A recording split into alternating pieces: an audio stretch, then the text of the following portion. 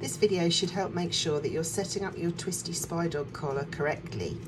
There are a couple of very fundamental things to know about the tri-glides in order to not have your collar loosen itself, and in order to hold your receiver snugly against the dog's skin.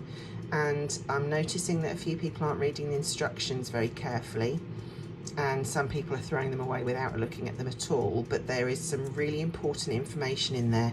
So I figured a video might be easier for people, and just make sure that you do get it right.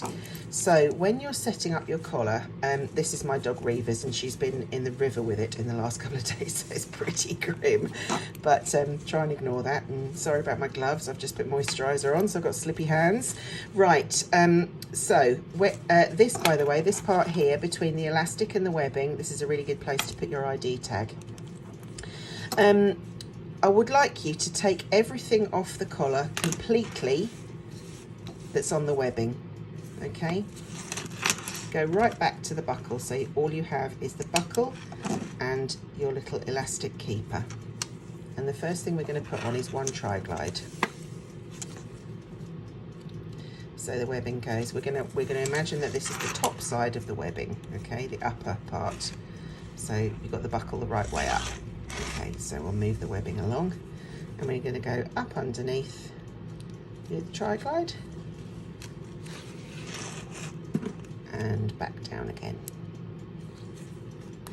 Okay, like that. Now, this top part here is the part that I like to have over the back of my dog's neck, because then that's over her neck like that. She has the, she's actually not that big, she's quite a bit smaller than that, she's probably about there. So that's only how much you see on the back of her neck. The buckle goes on one side of her neck and the receiver goes on the other side of her neck, and then all you see over the top of the dog is the webbing.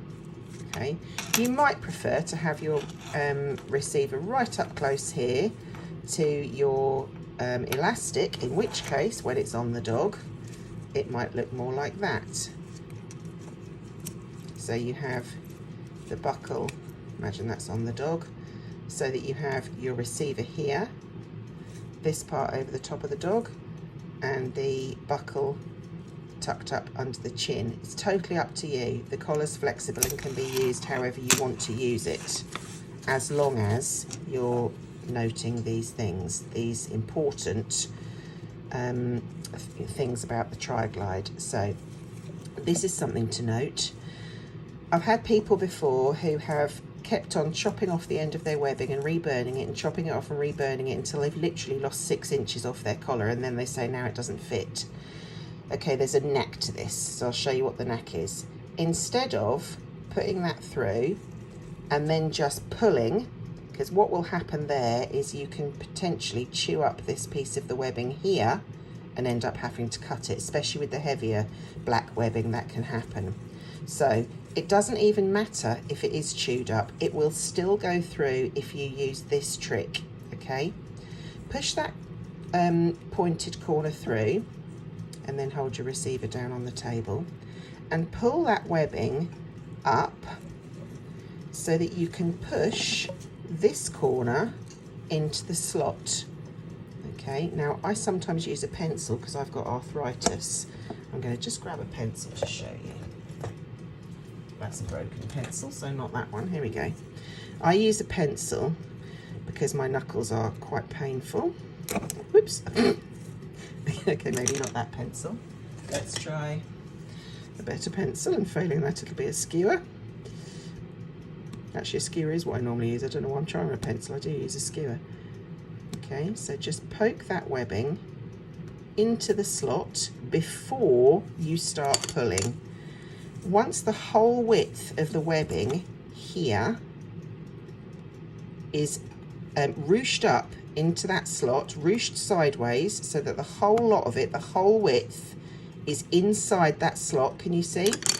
Now, when you pull this, the whole lot will come through, and you won't lose 3 inches of your webbing. Okay, there you go. So we're going to pull that through. The receiver. I never go through this part. I don't go through the diagonal bar on a micro educator. I totally ignore that as if it doesn't exist. I only ever put my under wrap through the side bars of a receiver. And once your webbing has been washed once or twice, like this one has, it's been washed probably 100 times by now, you'll find it's easier. My fingers are so weak and pathetic, but you'll find it's easier to get it through. Oh, that's the broken pencil. You'll find it's easier to get that little narrower part of the diagonal into the slot, and then you can just pull. Okay, it gets easier and easier the more soft the webbing becomes. So we're going to put that on next, and then we want the last tri-glide. So again, we go from underneath, over the top, and back through. Now, this is the important part. This is the mistake a lot of people are making. Well, this is one of them. Some people are doing this. They're leaving their tri-glides like this, and that messes up the integrity of the webbing's ability to hold the receiver snugly against your dog's neck. These tri-glides have to act as a hinge, okay? And a hinge doesn't flop about like that. A hinge is tucked right up against whatever it's being a hinge to. It needs to just about have enough room to bend up like that. But if it's any further away from the receiver like that, what will happen is that it will bend up like this, and then your top wrap comes over in a second, goes through that tri-glide, and you have all this to mess about with the tightness. It ruins the tightness and the snugness of the fit that you're trying to achieve. So what I want you to do is imagine that that webbing is the dog's neck, okay? So the dog's neck is a curved shape, like that, okay? And when this is being worn by your dog's neck goes round here, and this is the level at which your dog's neck follows the receiver. This part should be pushing into the dog's neck. It doesn't go like that, with them just touching the surface and then all this bagging about, okay? This sits on the dog's neck like that, and these prongs should be pushing into a muscle. That's how the collars work, by muscle stimulation. So if you've got that going on with all this big gap here, what's going to happen is your receiver is going to tilt and tip and can move around.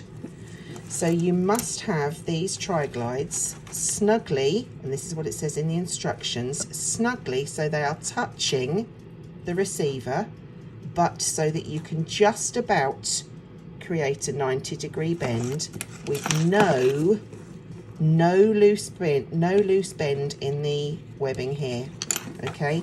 If I put it any tighter, that will happen. That's also wrong, because now I can't bend it to make 90 degrees. So it touches the receiver, but it has to be able to bend at 90 degrees, because this webbing will be tightly against the dog's neck right up until the receiver.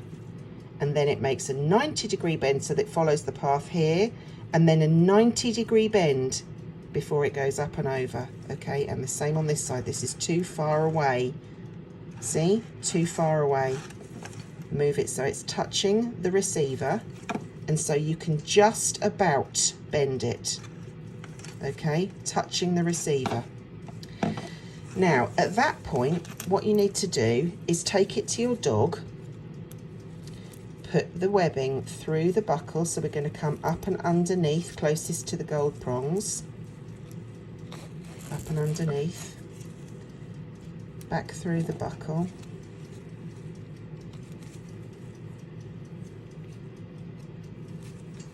like that.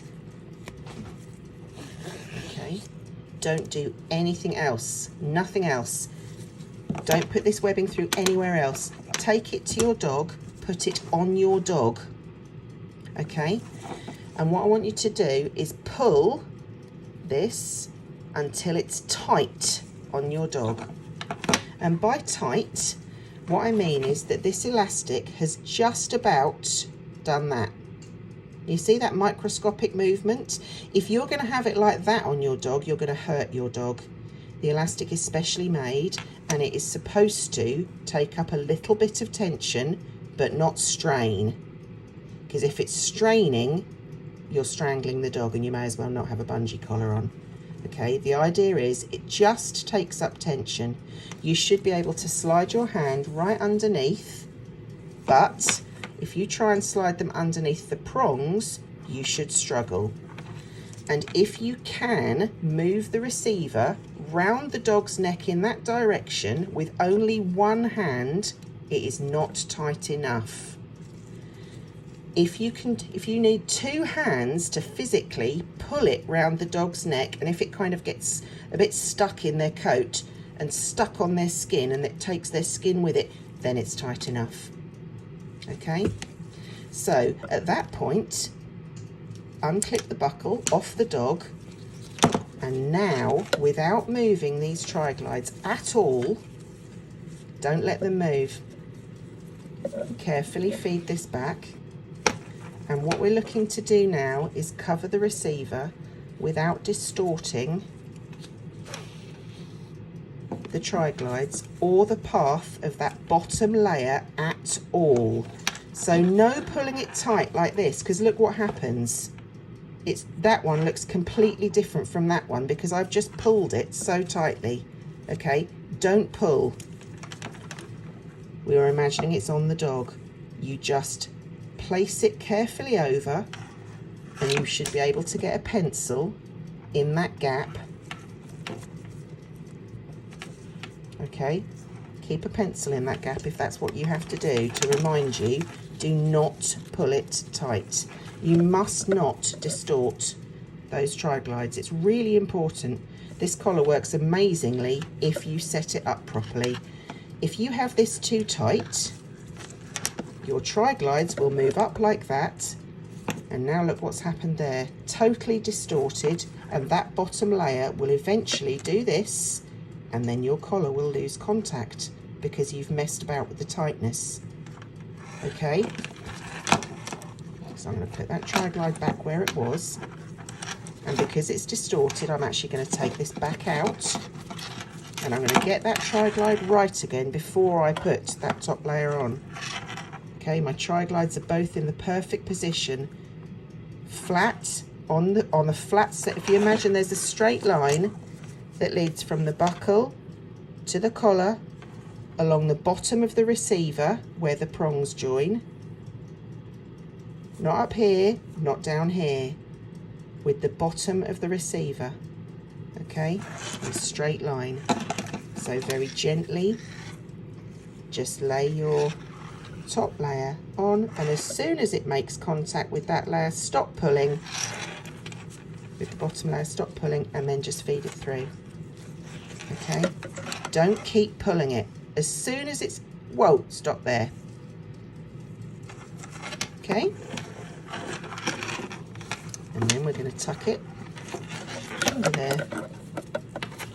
If you don't want to trim the end, don't trim the end, or you can trim it if you've got a nice sharp pair of scissors. Trim it and burn it gently. If you haven't, just do that. You shouldn't need to check the fit again. It should now fit your dog perfectly because the top layer is only a cover. It has nothing to do with how tightly the collar fits your dog. This collar should work functionally, completely, when you've just gone through the buckle and the top layer's just gone through that first tri-glide. It doesn't need to go over the receiver at all.